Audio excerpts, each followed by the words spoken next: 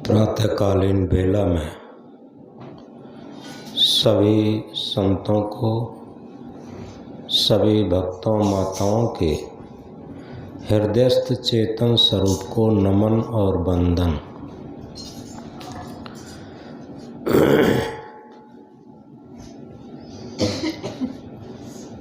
आप सभी लोग बहुत सौभाग्यशाली हैं। ब्रह्म मुहूर्त बेला, ब्रह्म कहते हैं श्रेष्ठ। 24 घंटे में ब्रह्म मुहूर्त बेला श्रेष्ठ मुहूर्त है, श्रेष्ठ बेला है। और इसमें जो मानव जीवन का वास्तविक लक्ष्य है, जिसके लिए मानव जीवन प्राप्त हुआ है, और उसी लक्ष्य के लिए आप लोग उपस्थित हैं, इससे बड़ा सौभाग्य और क्या हो सकता। दुनिया में जितनी भी धन संपत्ति है वो सब छूट रही है, क्षण क्षण छूट रही है, लेकिन एक ऐसी संपत्ति है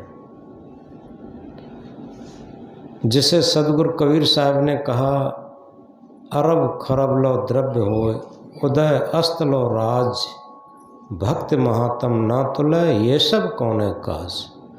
अरब से खरब तक द्रव्य हो जाए, उदय से अस्त तक राज हो जाए, लेकिन भक्ति धन के मुकाबले दुनिया में कोई धन नहीं।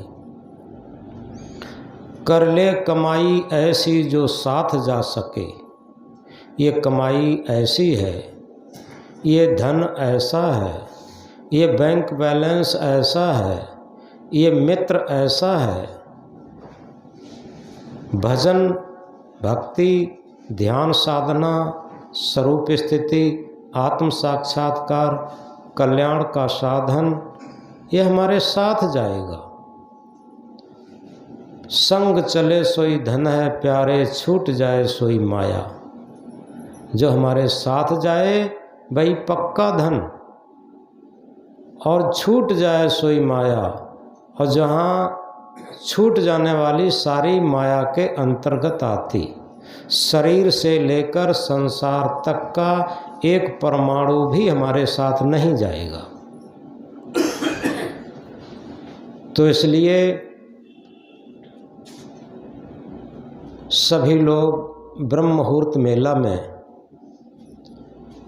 और जो सत्य सनातन है, सनातन कहते हैं तन के साथ सना हुआ, पूरे जीवन तन के साथ सना रहता। तो ऐसा सनातन, पुरातन, अविनाशी स्वरूप, परमात्म स्वरूप हमारे अंदर विराजमान रहता है, लेकिन पता नहीं रहता। एक उर्दू के शायर ने कहा है, देह और रूह का रिश्ता अजीब है, देह और रूह का रिश्ता अजीब है, जीवन भर साथ रहे तो रफ न हुआ। शरीर और जीव का अजीब रिश्ता रहता, जीवन भर साथ रहते लेकिन साक्षात्कार नहीं होता। इसलिए ये ध्यान साधना अपने सत्य स्वरूप, चेतन स्वरूप, आत्म स्वरूप के साक्षात्कार के लिए ये महापुरुषों ने, सद्गुरुओं ने, जो आप्त पुरुष हैं, मुक्त पुरुष हैं, ऐसे लोगों की ये दी हुई ऐसी बूटी है, साधना है, जो साधक इसे ग्रहण कर लेता, इसे धारण कर लेता, उसका जीवन कृतार्थ हो जाता, धन्य हो जाता, मुक्त हो जाता, शांत हो जाता। तो इस प्रकार आज हम लोग अगले सूत्र में प्रवेश करेंगे। हम आती जाती श्वास देख रहे हैं। ये कोई भौतिक आलंबन नहीं है, ये कोई बाहरी थोपी हुई चीज़ नहीं है, ये कोई मत मजहब का थोपा हुआ आलंबन नहीं है। जब से जन्म हुआ और जब तक मृत्यु होगी, ये श्वास जीवन के साथ अनवरत तरीके से रहती है। और इसीलिए अपनी श्वास को देखते देखते, ये श्वास की माला घुमाते घुमाते हम सत्य की स्थिति में, आत्म स्वरूप की स्थिति में स्थित होकर के और आत्म साक्षात्कार करके उसमें लीन होते।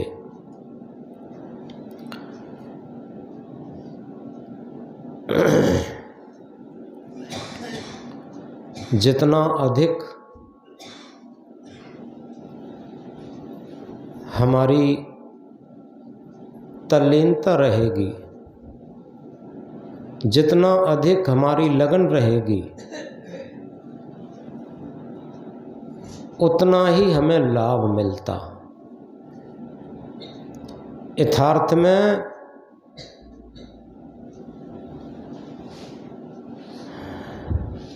हमने देखा है, जिन लोगों को सांसारिकता की तरफ लगन है, बहुत बड़ी कठिनाइयाँ उठाने के बाद भी वो हिम्मत नहीं हारते। हमारे देश में जितने भी शहीद हुए, कितने कष्ट उठाए, जेलों में ठूंसे गए, लाठी डंडा सहे, यहाँ तक जान की बाजी भी लगाई, और इसके बाद ही भारत की स्वतंत्रता दिला पाई। इसी तरीके से क्या हम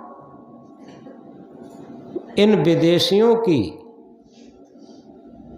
ये शरीर, इंद्रियां और मन, ये विदेशी हैं। इन विदेशियों की गुलामी को तोड़ करके और स्वयं चेतन सत्ता, सत्य सत्ता की स्वाधीनता के लिए, उसकी स्थिति के लिए हमारे अंदर कितनी लगन है, कितना साहस है और कितना शौर्य है, कितनी उत्साह उमंग है।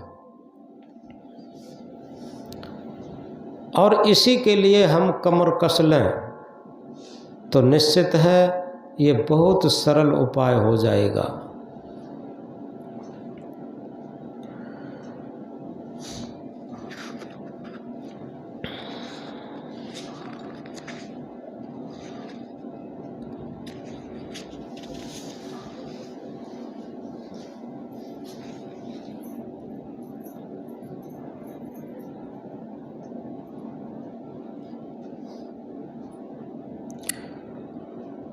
मेरा मन निर्मल भया जैसे गंगा नीर, पीछे पीछे हर फिरें कहें कबीर कबीर। मन की निर्मलता में ज्ञान वैराग्य का साम्राज्य आ विराजता है। हर कहते हैं ज्ञान स्वरूप को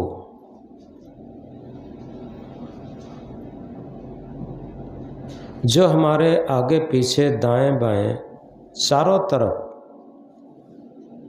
ज्ञान स्वरूप स्थिति में जीवन का क्रम आ जाता है, जो सच्चा सहज ध्यान है, जिसमें सब कुछ सहज होकर भौतिक क्षेत्र का सब कुछ असहज हो जाता।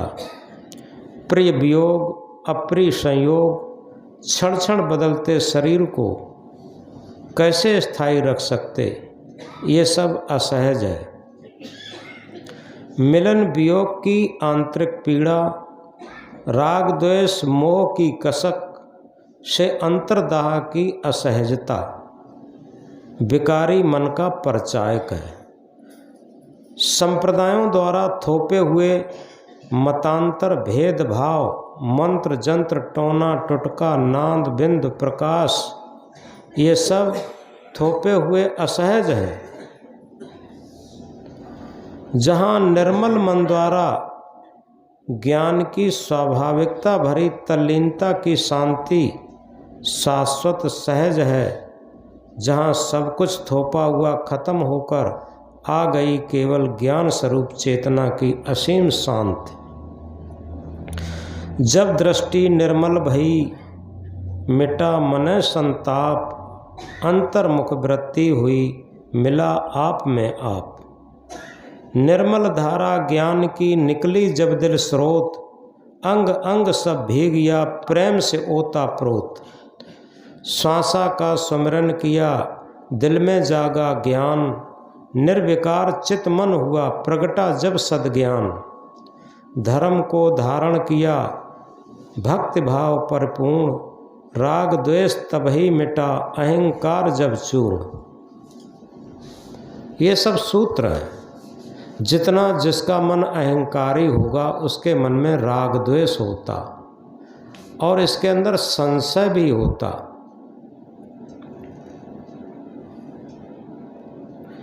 भजन निरंतर सहज में सभी असहजता जाए, सत्य से प्रीति नित रहे मन चित शून्य बनाए। यथार्थ में हमारी साधना के लिए, हमारे भजन के लिए, हमारे जीवन जीने की कला के लिए संशय एक गुण होता बहुत बड़ा। संशय सब जग खंडिया, संशय खंडे न कोय, संशय खंडे सो जना जो शब्द विवेकी हो। यथार्थ में सभी लोगों में आपस में संशय रहता। पति पत्नी में, भाई भाई में, पिता पुत्र में, माता पुत्री में, गुरु शिष्य में, जहाँ तक देखा जाता है आपस में जब संशय होता है तो आत्मीयता का प्रेम नहीं हो पाता। और सदगुरु कबीर साहब इंकलाब करके कहते हैं, संशय सब जग खंडिया, संशय खंडे न कोय, संशय खंडे सो जना जो शब्द विवेकी हो। यथार्थ में संशय को वही खंडन कर सकता जो स्वयं आत्मा की आत्मवाद रूपी शब्द का विवेकी होगा। आवाज़ सुनो अपने दिल की, क्यों औरों के मसले सुनते।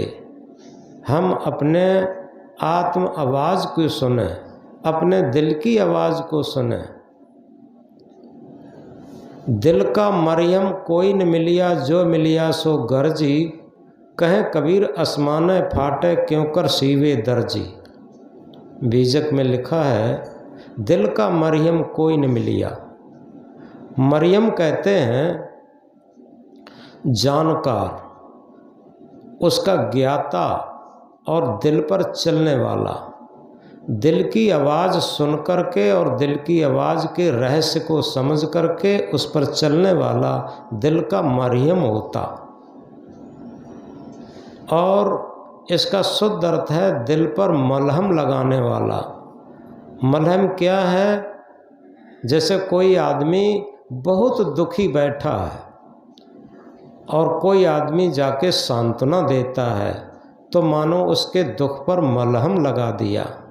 इसी तरीके से हमारा दिल हमेशा दुखी रहता। क्यों रहता? ये मन सांसारिक विकारों में, वासनाओं में ग्रसित होकर के हमारे दिल को दुखी करता रहता।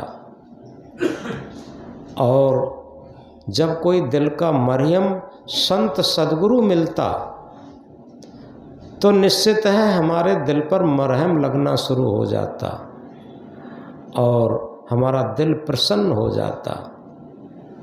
और तभी कहा है, जब तक दिल पर दिल नहीं तब तक सब सुख ना है।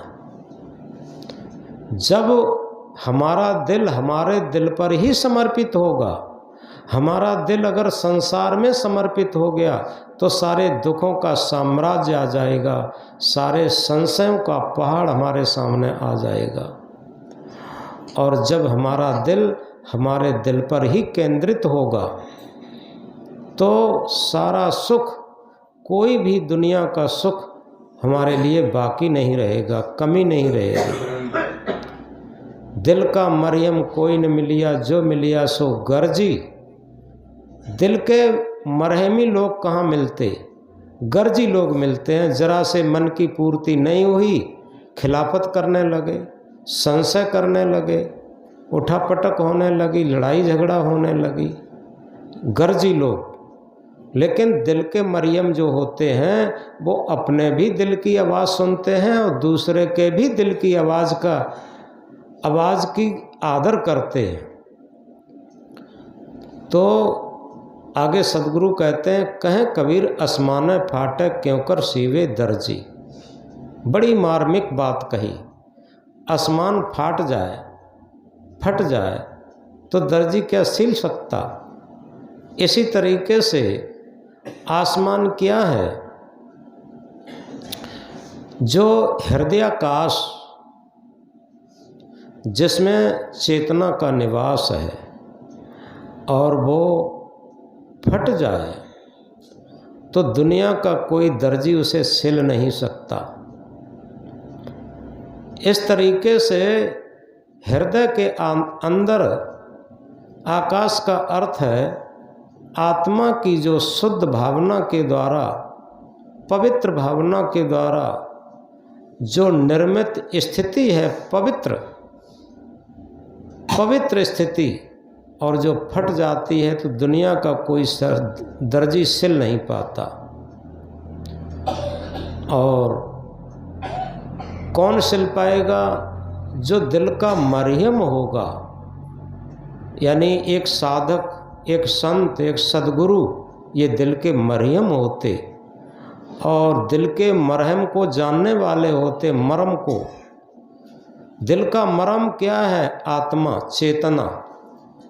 और उस चेतना की स्थिति को जानने वाले ही, आत्म साक्षात्कार करने वाले ही दिल के मरियम हैं, मरम को समझने वाले। तो अगर दिल का मरियम कोई मिल जाए, यानी स्वरूप स्थिति, आत्म स्थिति की स्थिति में रहने वाला कोई मिल जाए, तो निश्चित है वो गर्जी नहीं होगा, स्वार्थी नहीं होगा, मन का गुलाम नहीं होगा, इंद्रियों का गुलाम नहीं होगा। वो आत्मा के तल पर ही व्यवहार करने वाला होगा। और जब आत्मा के तल पर व्यवहार करने वाला मिले और आत्मा के तल पर हम भी व्यवहार करते हों, तो दोनों तरफ से जब दो दिल मिलते हैं तो आपस में इतना प्रेम उमड़ता है जो शांति का साम्राज्य स्थापित कर देता। क्योंकि शिष्य और सदगुरु का ऐसा ही भाव होता, दोनों तरफ से एक ही लक्ष्य है। सदगुरु आत्म स्थिति के मरियम हैं, दिल के मरियम हैं, उसका मरम जानते हैं, और शिष्य उस मरहम को जानने का जिज्ञासु है। और दोनों तरफ से दिल के मरियम बनने की कला जब आ जाती है तो वास्तव में ये मिलन एक मंगल मिलन होता। जब मंगल मिलन होता तो यहाँ पर केवल वो कहते हैं, पारख पारखी एक हैं, भिन्न भेद कसुनाए, देह विलास कर भेद है, सो गुर दिया लखा है। फिर शिष्य और गुरु का केवल शारीरिक भेद है और आत्मा की तरफ से कोई भेद नहीं, एक ही हो गए, कोई अंतर नहीं रहा। सो गुर दिया लखा है, गुरु ने वो चीज़ लखा दी। इसका आध्यात्मिक अर्थ है, जिस तरीके से आत्मा रूपी गुरु वास्तविक दिल का मरम जानने वाला है, मुक्ति मोक्ष कल्याण स्वरूप स्थिति में स्थित रहने वाला है, अजर अमर अखंड अविनाशी है, और इसी तरीके से मन रूपी शिष्य भी अपनी सारी वासनाओं को छोड़ करके और आत्मा रूपी गुरु में समर्पित हो गया, तो समझो कहने के लिए ये मन रह गया, ये मन नहीं रहा, अमन हो गया। इस बात को बहुत गहराई से समझें। ये कहने मात्र के लिए शिष्य रह गया, कहने मात्र के लिए मन रह गया। ये न मन रहा न शिष्य रहा, ये गुरु स्वरूप में लीन हो गया और ये अमन की स्थिति में पहुंच गया। आ माने नहीं मन, ये मन नहीं रहा, कुछ नहीं रहा, केवल गुरु ही गुरु रहा। बस ये मन भी गुरु की स्थिति हो गई, क्योंकि मन का ही भजन है, मन की ही भक्ति है और मन की ही साधना है, मन को ही सुधारना है। जितना जो कुछ परिवर्तन करना है वो मन का ही करना है।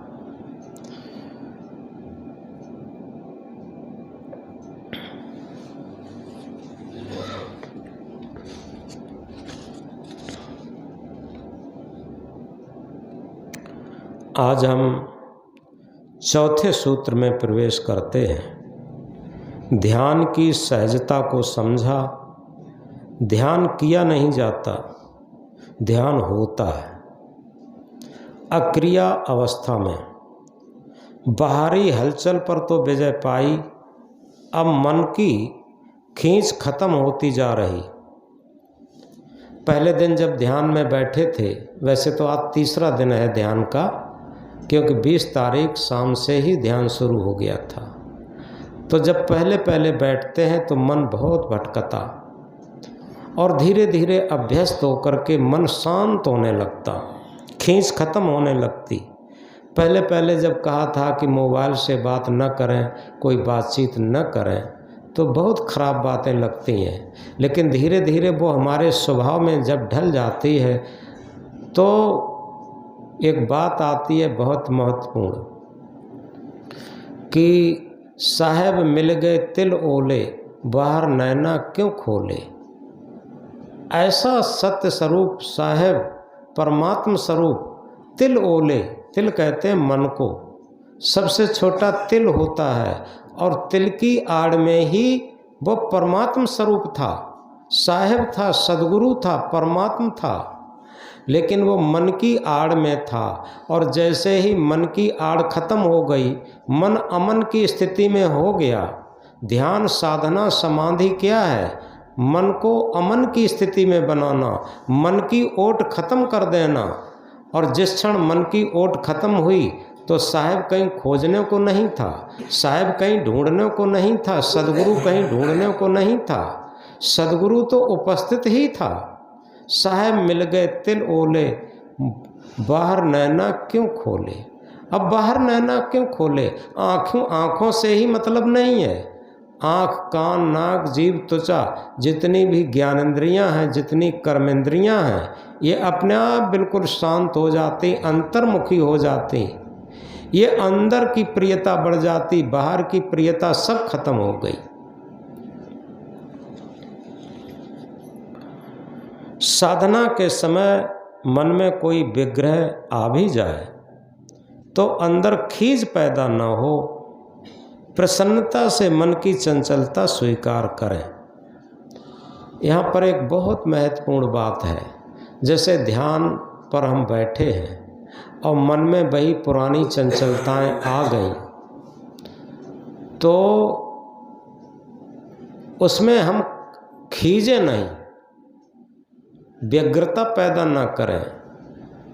प्रसन्नता से मन में आए हुए संकल्पों को स्वीकार करना शुरू कर दें। जैसे इसका मोटा उदाहरण है कि अपनी गलती को हम जिस टाइम आत्मा के तल पर स्वीकार करना शुरू कर देते हैं, उसी क्षण वो गलती छूटने लगती है। और वाक्पटुता से, वाक् चातुर्यता से, पद की गरिमा से, धन की गरिमा से, अहंकार ने हम उस गलती को छुपाना चाहते हैं, वो गलती 1000 गुनी बढ़कर के हमारा संस्कार बन जाता। इस बात को याद रखें, कहीं भी हमारे संकल्पों में कोई गलती आ गई, कोई संकल्प विकार में हो गया, हमारे मन में चंचलता आ गई, तो हम व्यग्रता पैदा ना करें, यानी क्रोध पैदा ना करें और बड़ी प्रसन्नता में स्वीकार करें कि हाँ देखो, ये कौन स्वीकार करेगा? मन।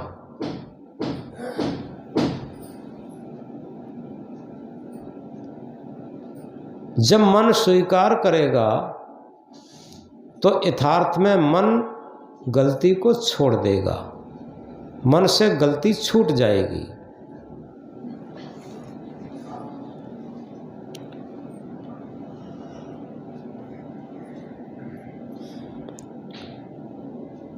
साधना के समय कोई विग्रह, संकल्प, विकल्प या विकारयुक्त संकल्प आ भी जाए तो अंदर खीज पैदा ना हो, प्रसन्नता से मन की चंचलता स्वीकार करें। ऐसा करने से मन स्वयं अंतरतम होता हुआ अमन की स्थिति में आएगा। यही मन किसी दिन कुमन के रूप में था, फिर साधना ध्यान की परिपक्वता में सुमन के रूप में होता हुआ दीर्घ काल के अभ्यास से आज मन अमन के रूप में अवस्थित होते देखा। ये साधना की बहुत बड़ी सफलता है। थोड़ी देर के लिए भी मन जब अमन की स्थिति में आता है तो निश्चित है वो क्षण बहुत मूल्यवान होते और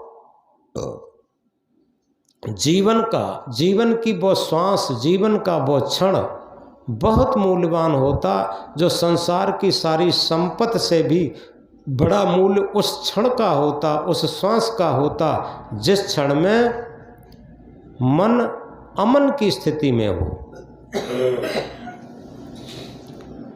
आती जाती श्वास को देखने का अभ्यास एक जागरूकता पैदा करता।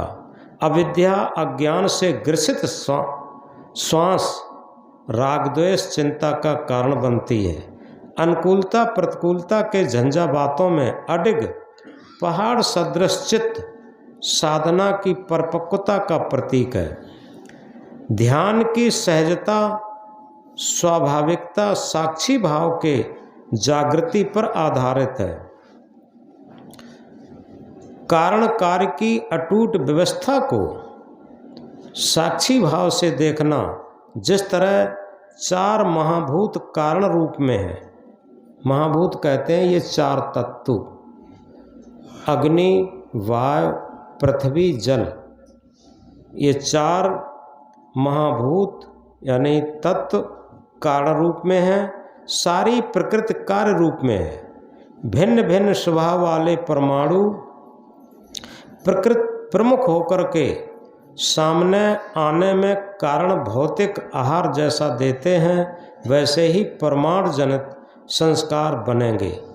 अंतर्मुख साधक सूक्ष्म संवेदनाओं को भी देखने में सक्षम हो जाता। स्थूल संवेदनाओं का स्थूल कारण, जैसे जिस दिन हमने मिर्च मसाला अधिक खा लिया तो जलन महसूस होगी, जो अग्नि तत्व की प्रधानता है। वासी या अधिक भोजन से भारीपन महसूस होगा, जो पृथ्वी तत्व की प्रधानता है। स्वल्प सुपाच्य भोजन से शरीर हल्का रहता, जो साधना के योग्य होता। वैसे आहार तो हम 10 इंद्रियों से और चतुष्टय अंतःकरण एवं शरीर के हर अवयव से लेते हैं, जो बाहर के वातावरण के परमाणुओं पर आधारित होता। अनुभूतियों के स्तर पर इस सारे खेल को देखना है। क्रोध आया है तो अगला क्षण क्रोध का ही होगा। कामना जागी है तो अगला क्षण कामना का ही साम्राज्य होगा। अगर मन द्वारा उन्हीं परमाणु को ग्रहण कर लिया तो कामना बढ़ती रहेगी। यदि विकारी संकल्पों में निर्विकारी श्वासों का स्पंदन चालू हो गया, जो हम कई बार कहा करते हैं बीच बीच में, जैसे ही मन में संकल्प विकल्प उठना शुरू करें, वैसे ही गहरी गहरी श्वासें लेना शुरू कर दें, संकल्प विकल्प विलीन हो जाएंगे। तो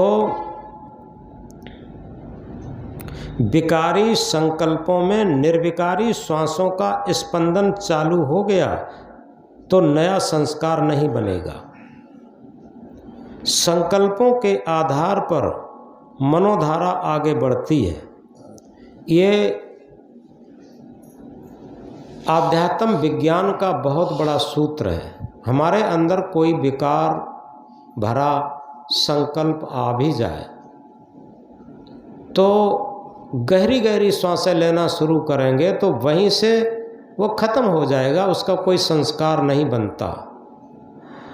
एक बात बहुत गहराई से समझने की है, अगर उसी संकल्प को बार बार हम दोहराने लगे मन उसे बार बार दोहराने लगा और उसी संकल्प के गहराई से चिंतन काफ़ी देर तक चलता रहा तो हम कोई भी क्रिया नहीं किए, लेकिन मन से भी हमारे संस्कार निर्मित हो जाते। राग, द्वेष, छल, कपट, ईर्ष्या, वैमनस्यता, हम जो प्रपंच की बातों में रात दिन लगे रहते, हम समझ नहीं पाते। जहाँ बैठे वहीं बात शुरू, जहाँ बैठे वहीं बात शुरू। ये ज़्यादा संसार की, परिवार की, वासनाओं की, राजनैतिक जितनी भी बातें हम ज़्यादा करते हैं वो सारे संस्कार निर्मित करते बिना मतलब के। तो इस तरीके से जब भी हमारा मन संकल्प विकल्प उठाए, हम गहरी गहरी सांसें लेना शुरू कर दें तो हमारे अंदर संस्कार नहीं बनते।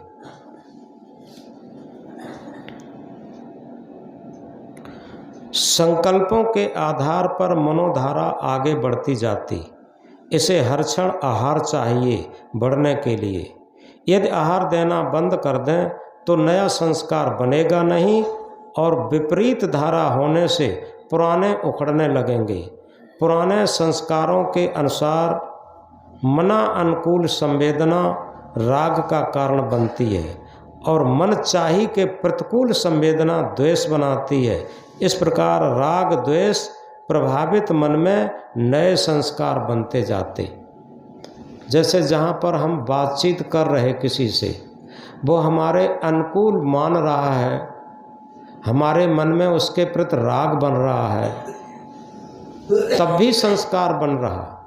और जैसे कोई बातें हम कर रहे और वो नहीं मान रहा तो द्वेष बन रहा, तब भी संस्कार बन रहे। तो इस तरीके से सबसे बड़ी बात यह है कि हम निष्काम भाव से आत्मीयता के तल पर कोई बात कर दें, वो माने तब भी अच्छा, न माने तब भी अच्छा, कोई मतलब नहीं। तो इस तरीके से जब निर्विकार भाव रहता है और निस्वार्थ भाव रहता है, लगता क्या है कि हम ज्ञान की ऊंची नीची बातें समझा दें तो ये मानेगा कि हाँ ये ऊंचे संत हैं, ऊंचे गुरु हैं, तो ये हमारा राग है। अरे कबीर साहब ने देखो पूरे जीवन फटकारने का काम किया और किसी से राग नहीं।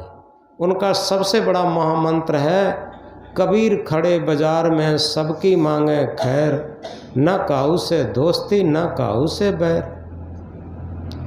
यथार्थ में जहाँ हमारी मन की अनुकूलता आई और हमने राग पैदा किया, हमारे संस्कार बनना शुरू हो गए, और जहाँ हमारे मन की प्रतिकूलता आई, हमने द्वेष किया, हमारे मन के संस्कार बनना शुरू हो गए।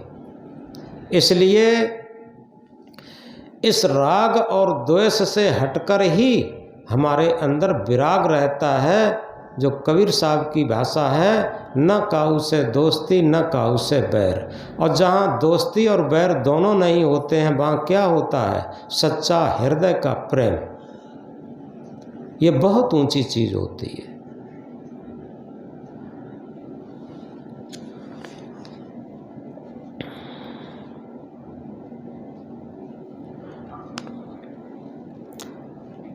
इसे दोबारा समझ लेंगे।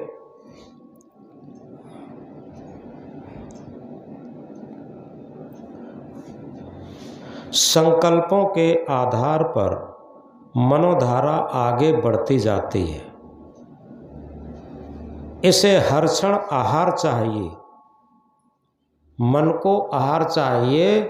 अगर हमारे मन के अनुकूल कोई अनुकूल बातें कर रहा है तो मन तल्लीन रहेगा और उसे आहार मिल रहा है, और जब आहार मिल रहा है तो मन की भावना बढ़ती जाएगी और संस्कार बनते जाएंगे, क्योंकि आहार से ही संस्कार बढ़ते। और कोई बात नहीं मान रहा है, हमारे प्रतिकूल है, तो वहाँ भी द्वेष के संस्कार बनते हैं। राग भी संस्कार का कारण है और द्वेष भी संस्कार का कारण है। अब आप समझ गए होंगे विराग क्या है। राग और द्वेष के बीच की स्थिति ही विराग है।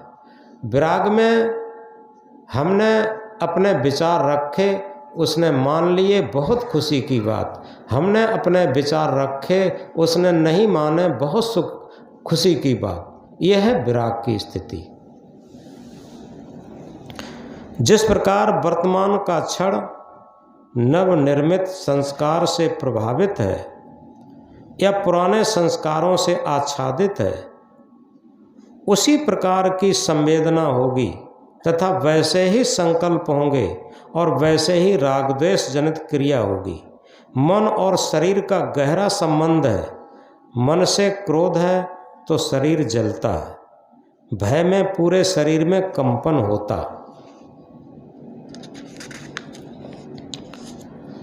शरीर और मन में जो संस्कार चाहे 10 इंद्रियों के भोजन के कारण हो या वातावरण के कारण हो, अगर हम साक्षी भाव से देखना शुरू कर दें तो नए संस्कार नहीं बनेंगे। संबल न मिलने से पुराने छीड़ होने लगेंगे, पुराने संस्कारों की गांठ खुलना शुरू हो जाएगी, जिनका अविद्या ही कारण था। सूक्ष्म सावधानी के द्वारा जिस संस्कार की संवेदना सुखद अनुकूल होती है तो मन में चाहिए का राग पैदा होता। ये बहुत महत्वपूर्ण बात है, चाहे हम परिवार में हैं, समाज में हैं, कहीं हैं। जो हमारे मन के अनुकूल भोजन देता, मन की सामग्री देता, देखने, सुनने, सूंघने, चखने, स्पर्श करने की, यही सबसे बड़ा बंधन है, मन की अनुकूलता। दूसरा बंधन है मन की प्रतिकूलता। ये दोनों संवेदनाएं हमारे अंदर संस्कार बनाती हैं। जहाँ पर अनुकूलता है तो चाहिए का राग पैदा होता। अनुकूल मन हमेशा अनुकूल व्यक्ति को चाहेगा और प्रतिकूल व्यक्ति को नहीं चाहिए, नहीं चाहिए। ऐसे ही भोजन से लेकर के देखने, सुनने से लेकर मिलने जुलने तक, ये जितने भी मन के आहार हैं, वो मन अगर मना अनुकूल बात है तो चाहिए का राग पैदा होगा, और प्रतिकूल स्थिति है तो नहीं चाहिए का द्वेष पैदा होगा। ये दोनों महाबंधन हैं। और सबसे बड़ी बात यह है, अनुकूल से भी सावधानी बरतनी है, क्योंकि सदा अनुकूलता नहीं रहती। जिस तरीके से किसी ने मिठाई ज़्यादा खाई है, मिठाई किसको मीठी, एक उदाहरण है, और बाद में जब शुगर हो जाती तब उससे प्रतिकूलता लेनी पड़ती, नहीं चाहिए कहना पड़ता, लेकिन मन उसकी तरफ ललक मार रहा है। बड़ी मुसीबत है, दवा खाने के बाद भी नहीं रहता। इसी तरीके से संस्कार होते हैं। रोग को तो हम समझते हैं लेकिन संस्कार को नहीं समझते। जहाँ हमारा संस्कार बन गया है उसे हम नहीं मिटा सकते। और उसी को सदगुरु कबीर साहब ने कहा, कबीर कमाई आपनी निष्फल कबहू न जाए, बोया पेड़ बबूल का आम कहाँ ते खाए।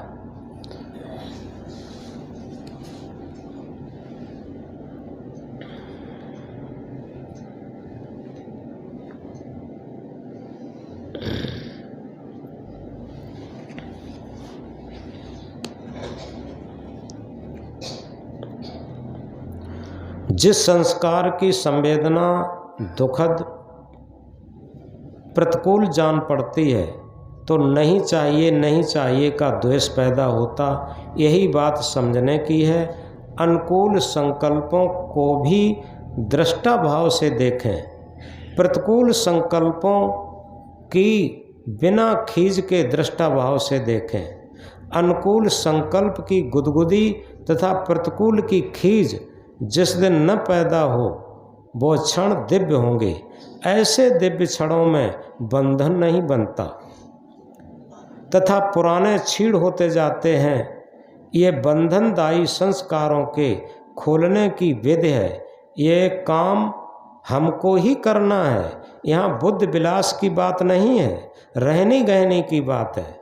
अनुकूल प्रतिकूल से राग द्वेष बनते हैं। जहाँ दृष्टा साक्षी भाव प्रबल हो जाता वही प्रज्ञा आत्मज्ञान जागृत होता। दृष्टा साक्षी भाव का विलुप्त रहता, दृष्टा साक्षी भाव विलुप्त रहता, वहीं राग द्वेष मिश्रित अज्ञान निर्मित होता। इस प्रकार विवेक ज्ञान के साक्षित्व में सारे कार्य पूजा बन जाते तथा आत्मज्ञान की जागृति में मन निर्मल होकर तत्क्षण जीवन मुक्त हो जाते। राग द्वेष निर्माण की स्थिति संसार की बंधनदायी स्थिति है। इसके विपरीत साक्षी भाव दृष्टा भाव जागृत होते ही परम स्वतंत्र स्वावलंबी स्वाभाविक मुक्त अवस्था आ जाती। राग द्वेष और आलस मन में बेचैनी और संदेह पैदा करते, दृष्टा भाव को ढीला कर देते। आत्म जागृति दृष्टा भाव ही उस समता का जीवन होता जहाँ कोई नए संस्कार का निर्माण नहीं, पुराना भी निर्माण विरोधी दृष्टा अक्रिया का साम्राज्य हमारे बंधनदायी आरोपित दुख स्वभाव को पलटकर परम समता के स्वाभाविक विशुद्ध भाव को जागृत कर देता है। इसे सूर्य योग के द्वारा समता आकर दृष्टा भाव जागृत होता जो जीवन की परम सहजता है। वैराग्य वो नैराश्य के जो जोश अणु अणु में भरे, आसक्त जग की त्यागने में प्राण निज कर पे धरे। नहीं रेख सुख अध्यास की अंतःकरण में ना रही, दुख दृष्ट जिसकी पुष्ट है लक्षण समाधि का यही। ये चौथा सूत्र हुआ और ये थ्योरिकल में बताया गया। अब हम प्रैक्टिकल में इसे उतारेंगे। यथार्थ में इस बात को बहुत गहराई से समझें। किसी क्षेत्र में हम हैं, राग बना करके राग और द्वेष का बंधन, यही सबसे बड़ा बंधन है हमारी भजन साधना में। हमने एक परिवार को देखा, अभी गृहस्थी का परिवार। एक जगह गए थे, थोड़े दिन हुए हैं, तो उनके 3 बेटे थे, 3 बहुएं थे, नाती नता थे और पूरा परिवार सिंपल सादा। सब नाती नता पढ़ लिख रहे थे, तीनों लड़के अपना अपना काम कर रहे थे। भले ही तीनों लोगों की रोटी अलग अलग थी, लेकिन काम सब साझे थे और सब में आपस में बहुत प्रेम था। सब में आपस में बहुत प्रेम था।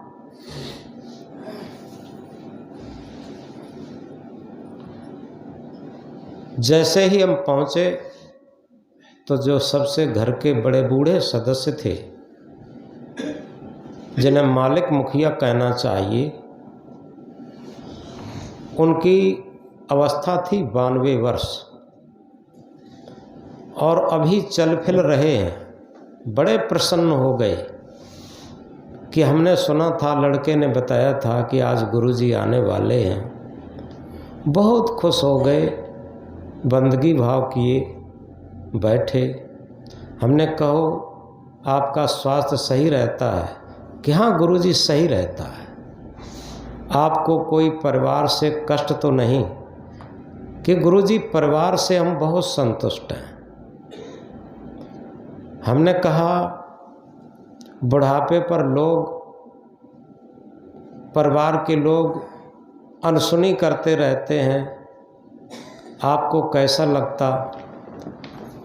तो उन्होंने कहा कि पहले तो कोई अनसुनी ज़्यादा करते भी नहीं हैं, और अनसुनी करते हैं तो हम भी अनसुनी करते रहते कि उन्होंने अनसुनी कर दी तो उसका कोई ध्यान नहीं देते, क्यों किसी काम में लगे होंगे। दूसरी सबसे बड़ी बात यह है कि हम आज सबसे सुखी इसलिए हैं कि हमारे तीनों बेटा, तीनों बहुएं और नाती नता कोई भी दुर्व्यसन प्रयोग नहीं करते।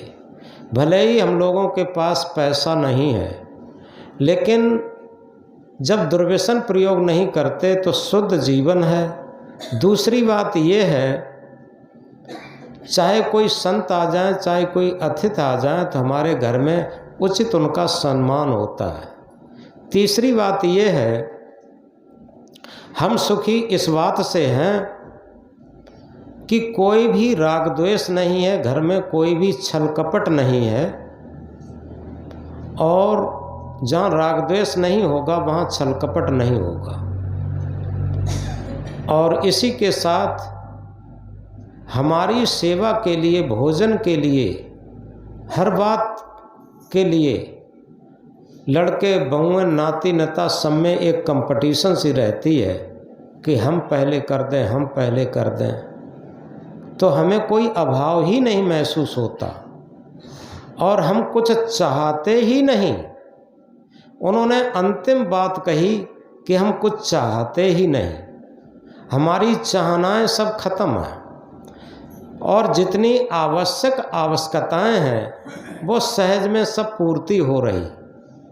हमारे मन में ये नहीं रहता कि हमें लड़कों ने पूछी नहीं ये काम कर लिया, बिना पूछे ये काम कर लिया, हमें क्या ज़रूरत है।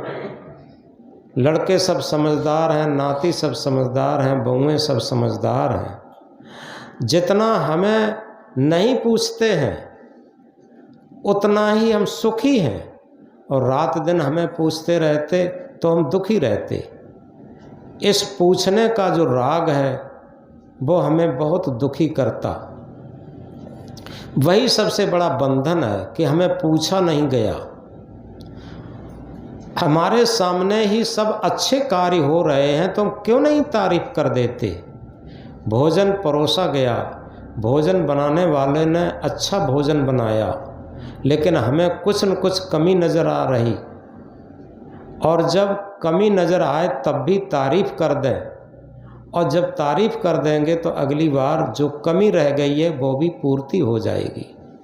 इसलिए सबसे बड़ी बात यह है कि हमारे मन का अहंकार गलेगा और परिवार के प्रति हमारी सद्भावना जितनी होगी, परिवार की सद्भावना उतनी बढ़ेगी।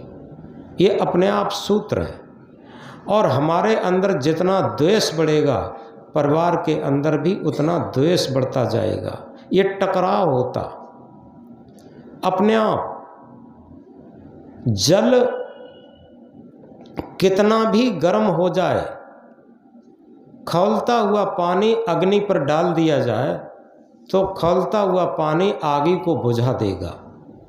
इसी तरीके से हमारे अंदर ये भाव होना चाहिए, हर तरीके से उत्साह और उमंग होनी चाहिए। ये न समझें कि हम ये विराग की स्थिति कैसे धारण कर पाएंगे। ये बहुत सरल है। जहाँ राग भी ना हो, द्वेष भी ना हो, विराग आ गया। किसी ड्रेस में हो, पेंट शर्ट में हो, धोती ब्लाउज में हो, किसी ड्रेस में हो, ये ड्रेस बैरागी नहीं होती, मन की स्थिति बैराग होती। हम ड्रेस में बैठे हैं और हमारे अंदर बहुत राग है, बहुत द्वेष है, रात दिन दूसरे की बुराई कर रहे, तो बैराग नहीं है। क्योंकि सबसे बड़ा बैराग की स्थिति यही है। एक प्रार्थना में आता है, यह संसार स्वार्थ का साथी, इसमें नहीं अपना, अपनी शरण लगाओ, अपनी शरण लगाओ, संसार है ये सपना।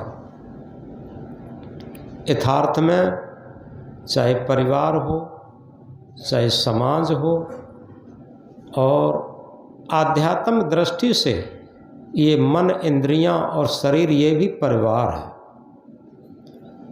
अभी बात आई थी, मन में कोई विकारी स्पंदन चालू हो जाए, विकारी संकल्प चालू हो जाए तो हम द्वेष न बनाएं, और मन में कोई राग की स्थिति पैदा हो जाए तो उससे मिलेंगे नहीं।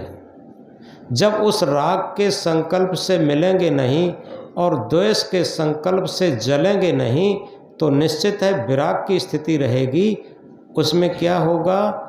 उसमें हमारा मन सुमन होगा, निर्मल होगा, पवित्र होगा। और कबीर साहब की उक्त साखी चरितार्थ होगी, कबीर खड़े बाजार में सबकी मांगे खैर, न काऊ से दोस्ती न काऊ से बैर। वो कहाँ से शुरू करेंगे? अपने अंदर से शुरू करेंगे। कबीर कौन है? कबीरत्व क्या है? ये चेतन आत्मा ही कबीरत्व है। और इसमें क्या है? अगर मन में राग है उससे दोस्ती कर ली, मन में द्वेष है उससे ईर्ष्या कर ली, अनुकूलता में दोस्ती कर लेना, राग बना लेना, प्रतिकूलता में द्वेष बना लेना, ये कबीरत्व नहीं है, ये संसारिक तो है। इसमें सारे संसार के संस्कार बनेंगे। कबीरत्व तो है अगर राग, किसी ने हमारी बहुत हाव भाव से सेवा कर दी, बहुत मान सम्मान कर दिया, बहुत तारीफ कर दी और राग बनना शुरू हो गया तो कबीरत्व खत्म हो गया, भजन खत्म हो गया, ध्यान खत्म हो गया, प्रार्थना खत्म हो गया, ज्ञान खत्म हो गया। हम सोचें उनका भाव है, वो अपने भाव के अनुसार कर रहे हैं, उनसे हमें कोई दोस्ती नहीं है। और किसी ने हमारी बात को नहीं माना, हम बहुत अच्छी बात कह रहे हैं लेकिन उससे हमारी बात को नहीं माना, तो हमारे अंदर खीज नहीं पैदा होनी चाहिए। यहीं से शुरू होगी। अनुकूलता के प्रति अगर हमारा राग नहीं बनेगा तो प्रतिकूलता के तरफ हमारा द्वेष नहीं बनेगा। यहीं से साधना शुरू होती है, यहीं से भजन शुरू होता है, यहीं से ध्यान शुरू होता है। ये अपने आप है। तो अब इस अभ्यास में हम उतरेंगे।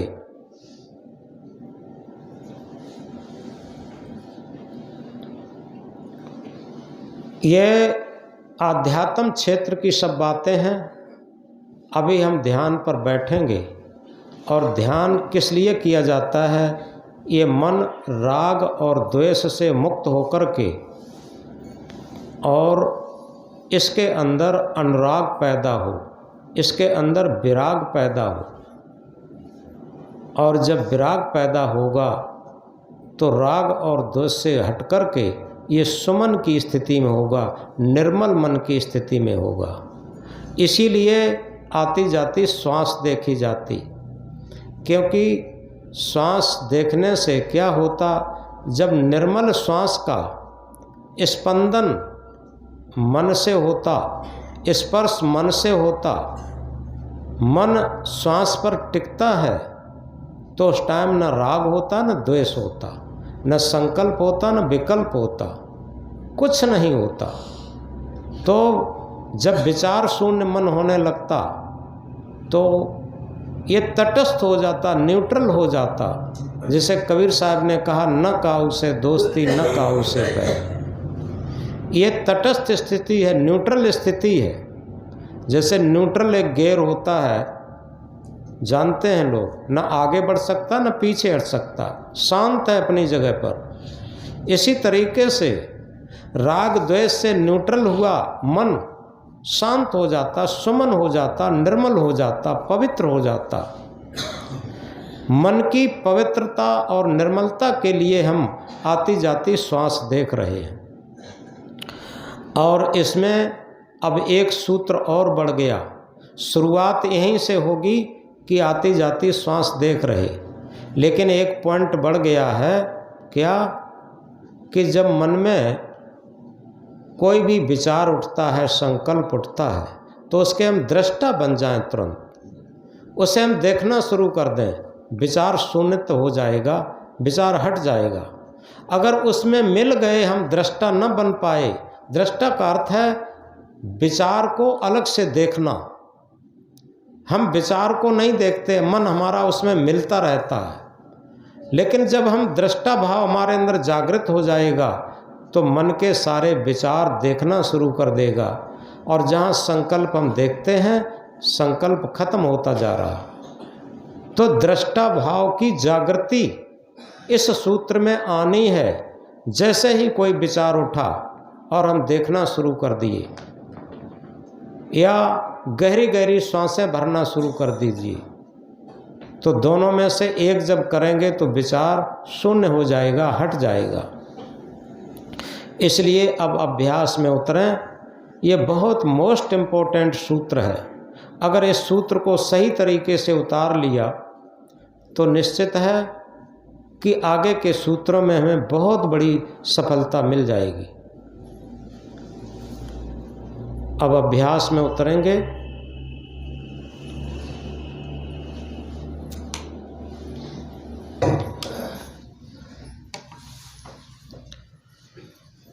सहज आसन।